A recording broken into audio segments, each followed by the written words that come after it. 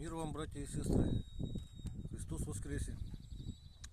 Вот узнал недавно, что 40 дней, оказывается, с Пасхи можно таким возгласом поздравлять. Христос воскресе! Нож сотворили, нож брался.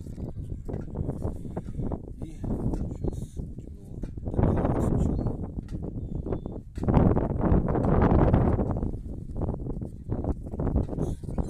Развяжем.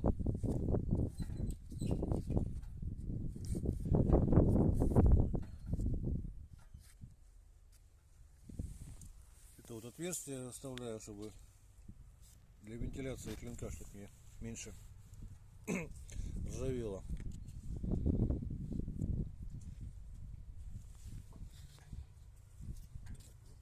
Ножик вытащим. Ножна сделана вот из двух половинок можжевельника. Обтянуто все вот это вот бычьим хвостом, вот таким вот. Этим же ножом и бреют, я тоже покажу все. В общем,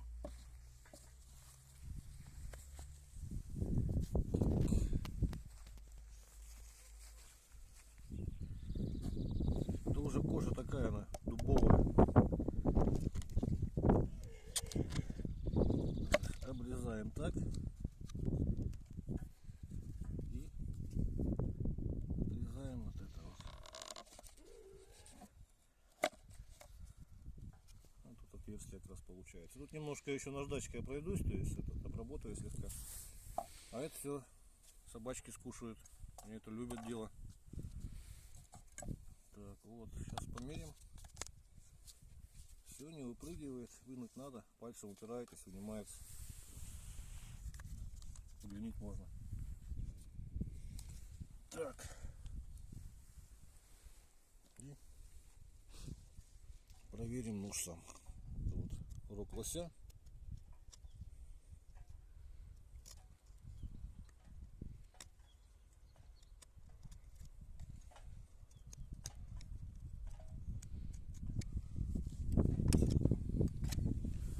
Так.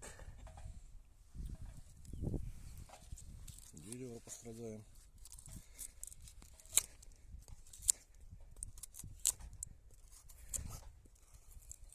Видно, да, срезать ровный абсолютно.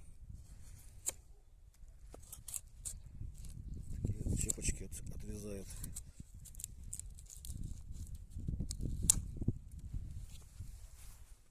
Так. Что у нас далее по плану? Ну, вот хвост пока обещал показать, как бреет.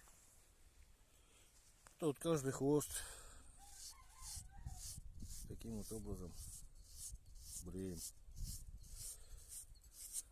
9 ХС металл кованый.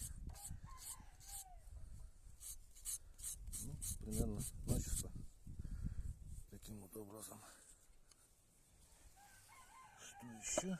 И напоследок по газетке.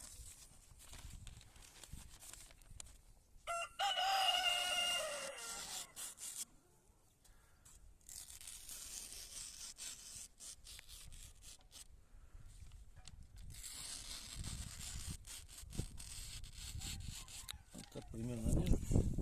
Теперь что еще хотел сказать? Показательный. Если его надо будет поправить, значит, в зависимости от затупления.